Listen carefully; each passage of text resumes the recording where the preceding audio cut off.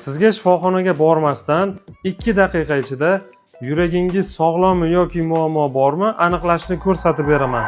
Birinchisi, bu zinapoya testi, ya'ni birinchi qavatdan ikkinchi qavatgacha biroz tezroq yugurmasdan ko'tarilasiz va bu vaqtda sizda hansirash, nafas siqishi, ko'krak qafasida og'irlik belgisi bo'lsa, bu yurakda muammo bor degani.